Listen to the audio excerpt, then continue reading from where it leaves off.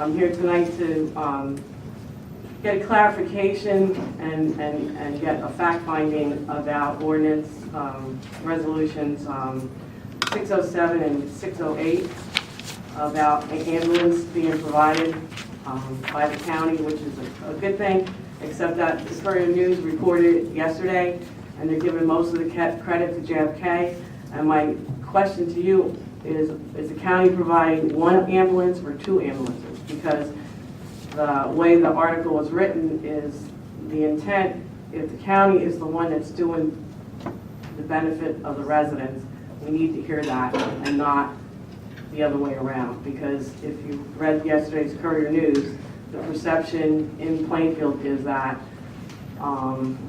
it's JFK providing the ambulances and not the county. So are you providing one or two ambulances or none? Director Moran.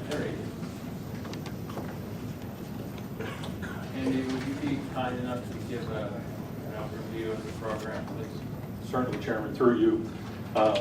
The county will be placing one ambulance full-time in Plaiinfield. That will be available to surrounding municipalities also. Plaiinfield Rescue Squad will still have an ambulance 24/7 at the same location in Plaiinfield. The calls will be dispatched by our regional dispatch center that will be able to coordinate the closest ambulance. And JFK, if they are the closest ambulance, an appropriate ambulance to respond to an emergency, they will be sent, just like we use Atlantic or Trinitas, to back up our local rescue squads across the county. And we also have, depending on the time of day and our staffing level, we have ambulances in Westfield. So you may see more than one Union County ambulance in any particular municipality at any specific time, depending on the emergency room and the call volume going on at that time.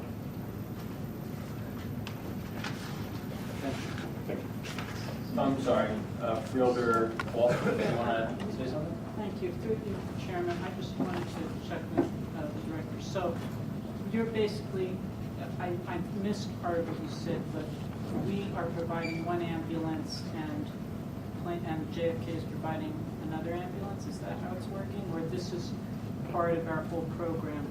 It's really a collaborative effort on the part of JFK, the Plaiinfield Rescue Squad, and the county to make resources available, to cover the amount of emergency calls that they're having in Plainfield and the surrounding areas. Thank you. Chairman, if I may, correct me if I'm wrong, Director, but the county will be the lead agency in this initiative. Is that correct? That is correct. This will be coordinated for our dispatch center. Fielder Mirabella? Yeah, thank you, Mr. Chairman. Director, from a financial standpoint, the overall program that we implemented several years ago more than breaks even, in fact makes money. Is that the case that you believe will happen with this additional ambulance in Plaiinfield?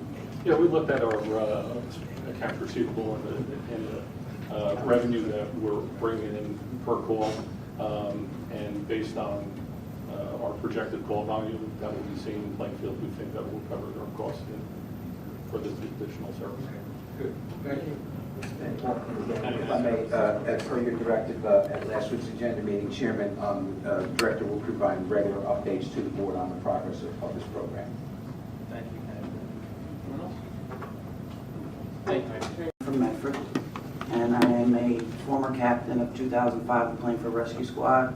I am also a life member of Plaiinfield Rescue Squad. I've been riding since 1985. I don't ride anymore, obviously, because I have injuries. My question to you is,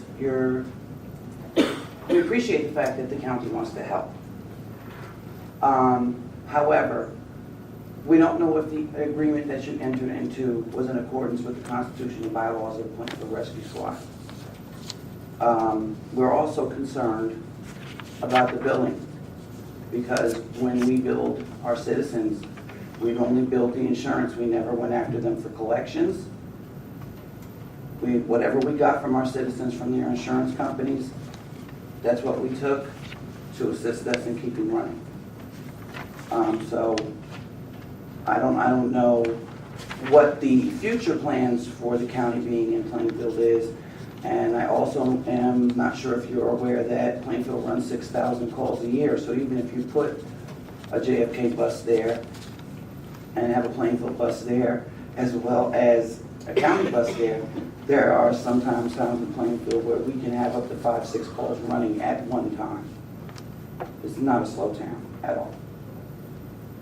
Thank you very much for your time. Thank you. Director Moran, do you mind coming up and addressing how our billing procedure works?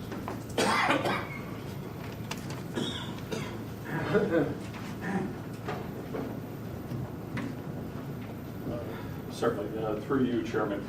We have been working over the past few months very closely with Plaiinfield Police Director, Plaiinfield Rescue Squad Captain. We've had several meetings both in Plaiinfield and in my office in Westfield.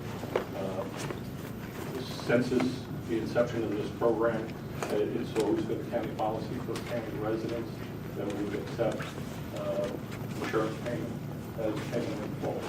We don't balance bill the patient, so what's the additional cost other than what their insurance pays. Thank you, Director. And then on behalf of the board, just the folks in Plaiinfield, I think we're happy to assist.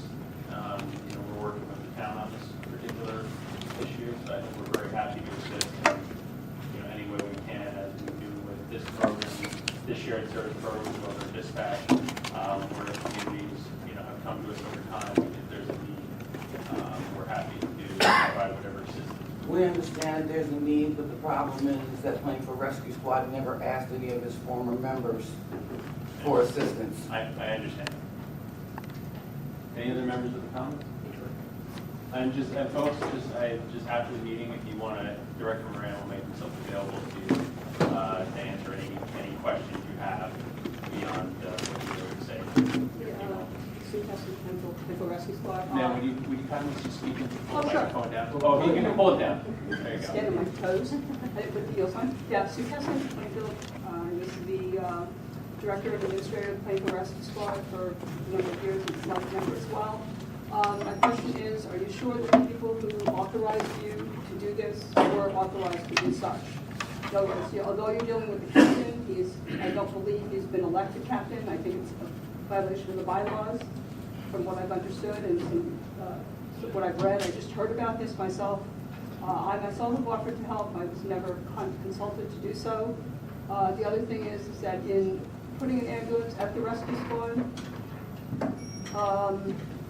is there any remuneration going back to the squad for supplying any sort of services to the ambulance? But if you're going to vote on it tonight, I just wanted to make some of these things clear. If not, we can certainly talk to Director Moran. That's not a problem. But if you're going to authorize it tonight, that's why we came here to Make sure that you're well informed. well informed. And we're well informed as well, because it's very nebulous as far as what we've read. Okay. We certainly understand putting an ambulance and a system, but I myself and a number of people have offered to help, offered to come in there, offered to ride, and we've not been told about this until we read about it in the paper, which is unfortunate. Thank you for your time. Thank you very much. And again, Director Moran is available to address any concern you have over the ambulance. Andy, do you have anything you wanted to add? Or?